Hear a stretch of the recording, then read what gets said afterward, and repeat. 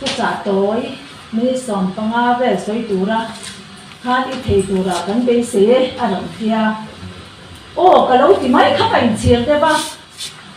ไงตัวนั่นนี่เลี้ยงเราคานโอ้ก็ที่ไม่ยา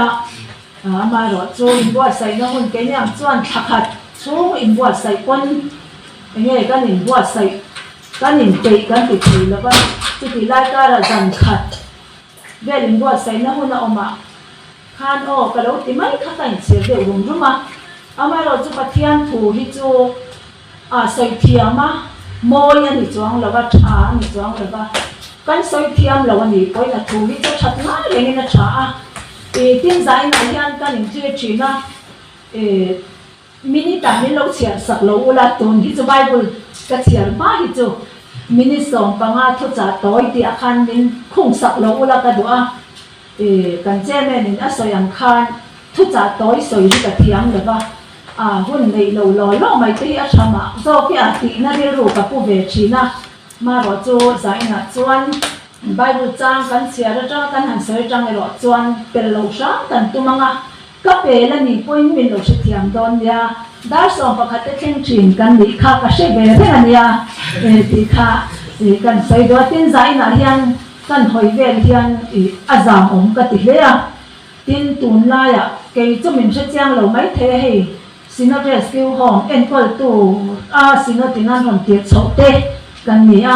ni kan pa hi director na oma ti chuan kan tholom min han sak tu na hlan na tong trai na khan ka thin long an he hle chu ti lam hoi chu ka ri ruwa soi ka cha ma amai ro chu kha ti lam jong kha kan lo soi chu chang kan soi te la kha ti lam kha ka in bua sai na chu ani hau lo ba tharau bo te tia kan ri ru ina tun la ya thi chuan ngai to na tak in kan hom khu enge chan chuan na in ven chang ko han ta ho mai kha kan nia si som panga chi ong thea ma ro chu ma mo na san ka bangin ni som hi admit in an omani an to ma an to ma khan chu tiang chuan rui lo ngai te ne ni tinin kan leng za thina khang ti kha ka ngai to in zai na hian thalai mel ka mu hi aro pui ka te me ma tak na kan pathian hian a du ani tak na te lo chuan pathian rong bol tu re mo piang thara kan in ti kon tak na te lo chuan rong bol hian om zia tak ani thei chin lawa chu bang chuan zai na hian local ho te hi kan pathian dia in khoma kan om dan te le ke mani shim pathian kan ko dana te hian tak na in hun i hang u ti kha kan sei do atin tia tong trai fellowship nei chin te kan nia wangin kan hom tan hian pathian khongai na min dil puila lali so krista tak sa le tharawa dam nan lo chana an lo nge thina turin ri hlongai kan han ti te pon adik tak chuan lali so tian thana tak an nei ani chuan khatiang khanin ron themin an bula hian om reng ma se krista wangin an lo do ngam to zo ka chu minun chuan nei thina turin kan hom tan hian min tong trai pui thin ro u ti kha kan som ma sa du cheu ni pathian thu thiang min chiarin lo ngai thang u tia mai ken ngai hi bual thau reu yang ka sia chan chin thama thai ja hong som paruk trang som paria ta trang hian pathian thu thiang din kan chiarange tin nang te te rai ni ti ka si boka che he lung pui chunga hian ka ko ran ho ka rem chowanga ni ti ko kul kong khar te chuan chu an ngam lowang van ram cha bi te ka pe ang chia lei chunga eng po i puar piang wana puar ani anga lei chunga eng po i phela piang wana phel ani ang ati a achanga chu mi zo krista ani ti tu ma shilo turin zirti te chu ati tlata tin he ta zakaria bung ni chang ria ta khan nang khoi tu chuan amit nau te a khoi ani ti kha kan chia tel dok ni sela athu kan chia telal pan kan tan mal min song sak ro sen amen pathian ma nong trai nge Abraham pathian Isaac pathian Jacob pathian kan pathian ro pui le ro om pathian nong leng ki ti ini a lalpa kan zinga hian I oma zaina nge po hian kan zinga ive ni ti kan siatin lom thu kan sila che zaina local khom te hilalpa nang man tharau thiang himin kan mo tak min siatila kan tu zong thu sai tur kan ni lova I ko san ho te mo tak sai tur kan ne wangin tharau thiang himin kan ne na thu han sayang che mi sing enge mo kan ne min sia reng chin ni lalpa ka ti sin cái meeting lâu lệ mi bol lo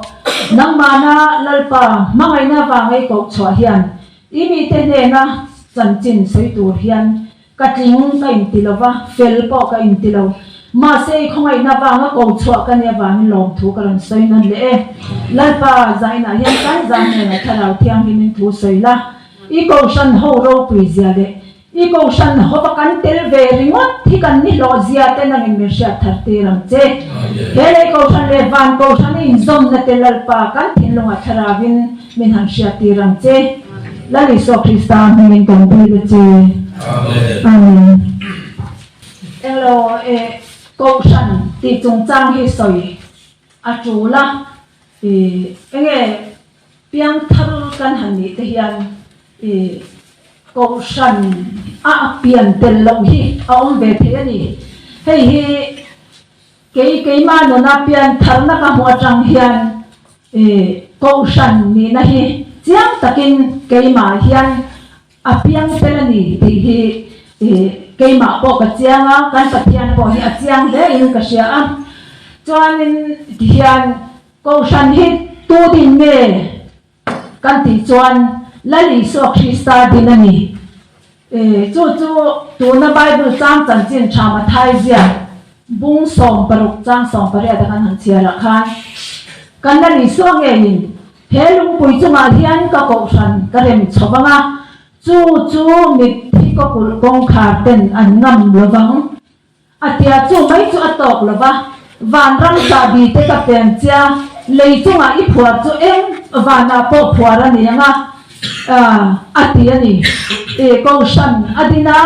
helung pui chunga ka ko san ka rem chawang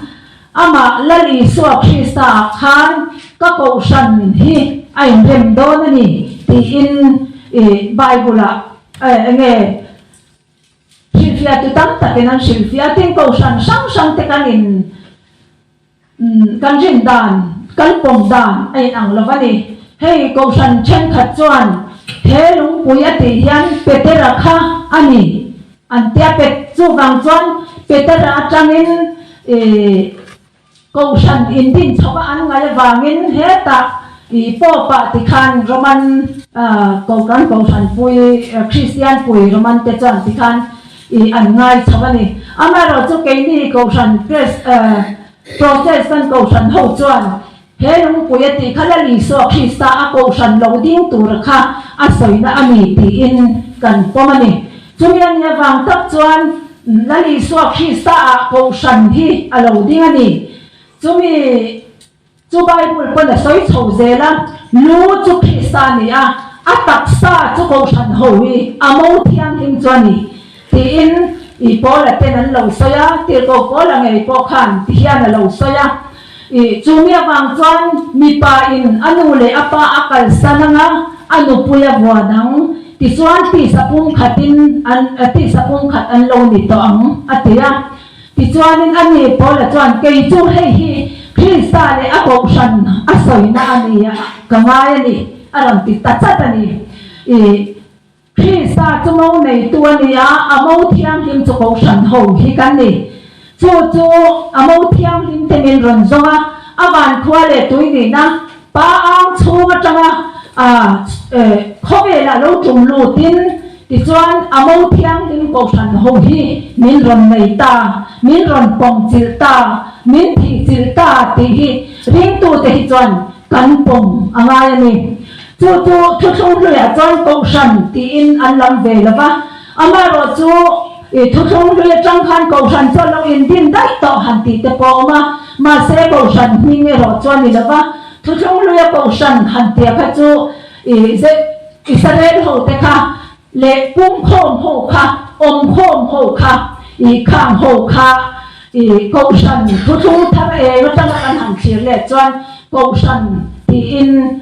làm về mấy thế mà sẽ thu thu lệ choan câu sân thì in anh làm là vấn đề thu thu tháp rồi choan là lý do khi sa thì sẽ là din câu sân là lâu din ta với này hiện câu sân thì hiện Presbyterian câu sân này mo Baptist mo Salvation này mo khát yang làm kha giải na hiện cả soi là va tin Bible hiện cả soi tung po ni in alam là va chú câu sân ở địa rồi chú mi mà là anh ngắt thuê về mà nị thì kha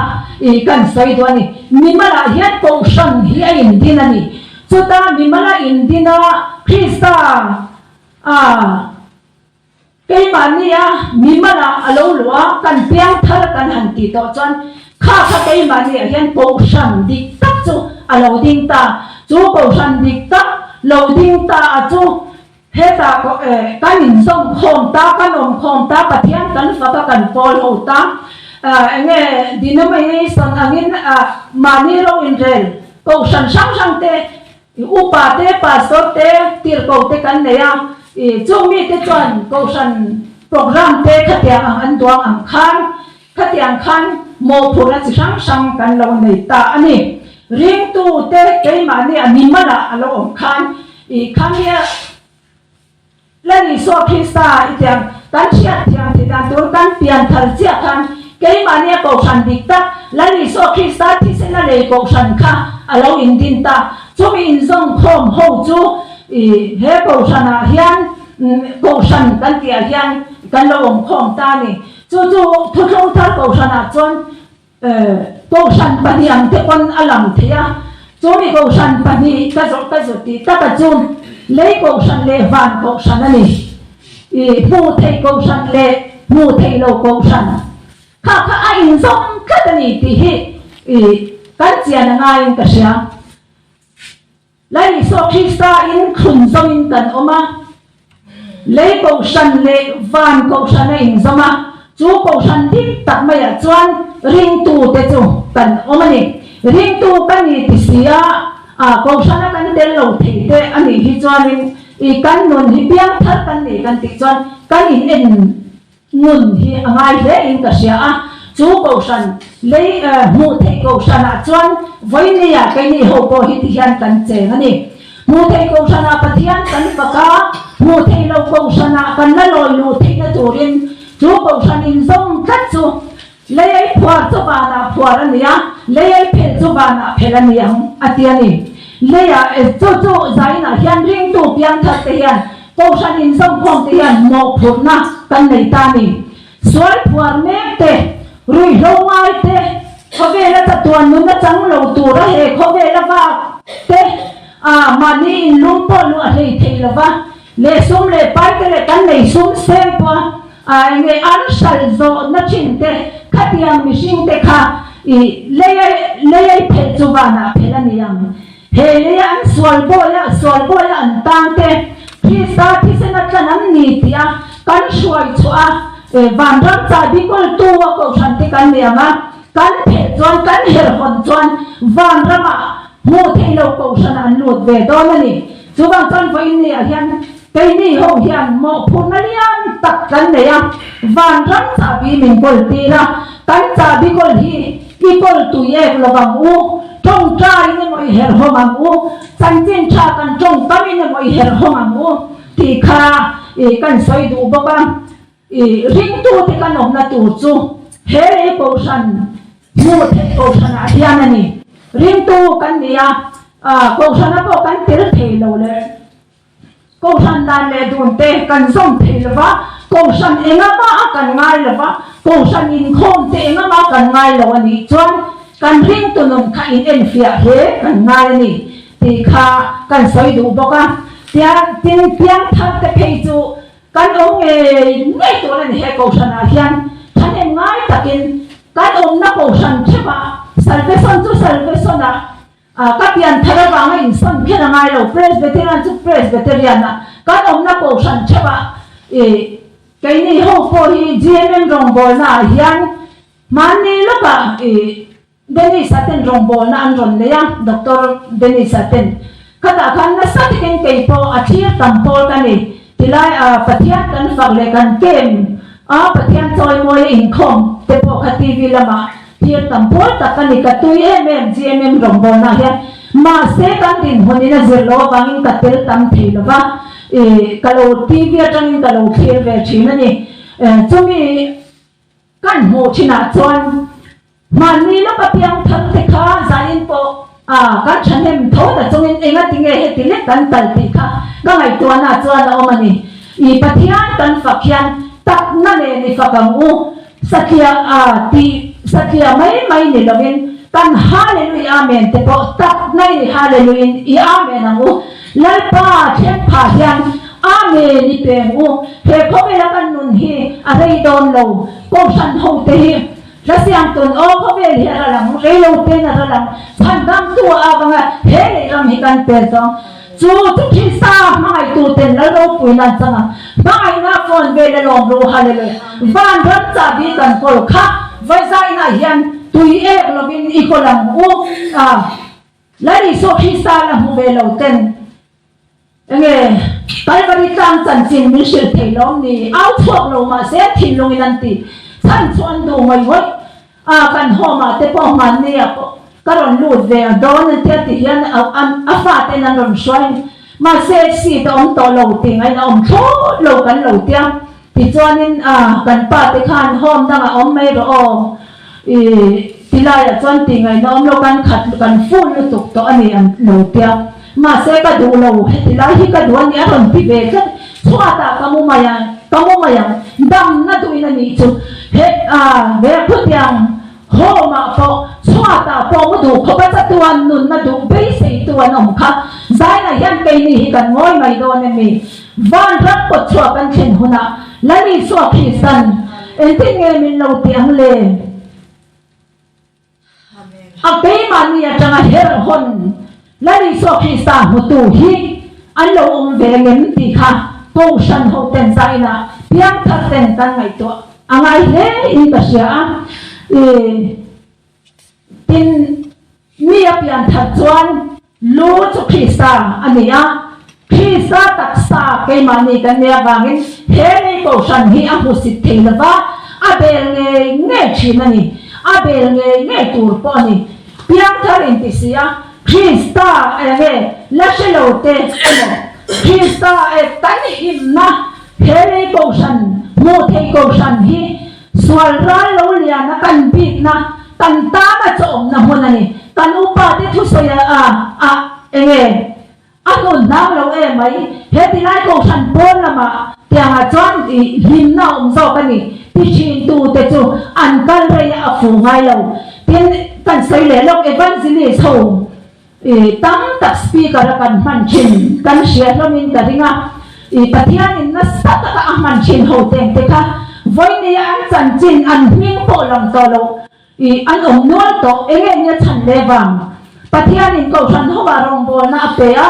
pathian in mga pathian kharau thiang ni min na sa takin na athoka an mani mangin an mani mga kharau thiang ni min an mani ram mang ni ma sera ta ton an rong bol na alo ro puya biagin chungai na pon na ma cho min an sia tin speaker tenge pon katia pon na ma an mani ro te ko la se pa kan tiang hian rong bol na san an siam ni chu ni an ya chon khang ho zong kha tat vain po ka ngai tua kir ne ba an hing ri lo hia ka tam te re ren ba na ro pui tak sang ka za kwa som kwa le ti ami ten te ka ti ro sang ni nula ma mi ten te voi ne ya hian lai pa na kan to lo a chen pe su khobe la tan le ta te khobe la tu phur to le tan le ta te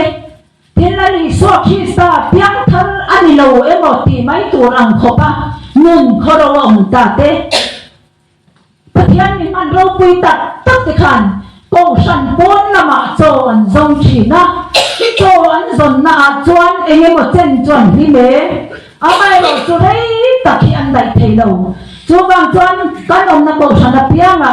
la li so Krista taksa amo thiang him te hian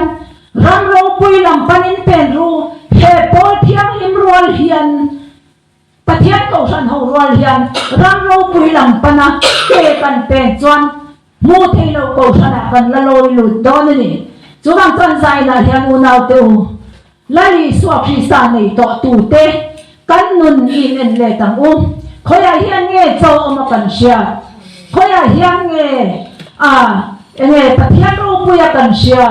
cái mà này mình mới tin thế câu san cần ngay na lo ba he câu san này anh cho ông lâu nè cần share kan upa te tu soi kan pa so te tu soi aro e mai kan ti pon na ma he ka tu soi thia me mo câu san mi pon ni mang lo te cho kan zo ani hi chuan kan ti fu don lo kan top na cho chen leang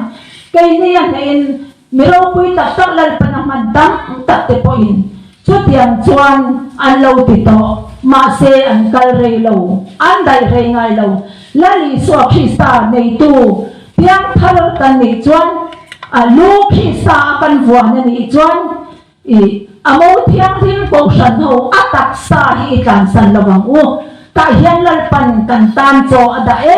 atui lawa akha deu chumau mani poin kan tan cho turin khang thiang himin kat pathianin kan tan cho ada khat athum deu chum te po omang akha chuma omang athu chuma omang chu poni se chele huai takin kan pathian ko san ho lari so Krista din ko san ho wa hian thanin ngai takin om mayang u he ko be he don lo la natin lo ka chon lari so lo kal don ami thiam him peron lorang chuta chon eng din hunai kan din na hun hi sai na hian ni nan u kan lam kan him kan lok na ringot thiam lo atak ram hian ani lai pan he ko be la hian arong bol tu ramin du arong bol tu ra pe na lari so Krista nei tu lali so ko san nei tu lali so Krista ibuan katang u ti kha kan soi du ani lal pa na tho kan han soi ang te kan tan mal min song sa ro se amen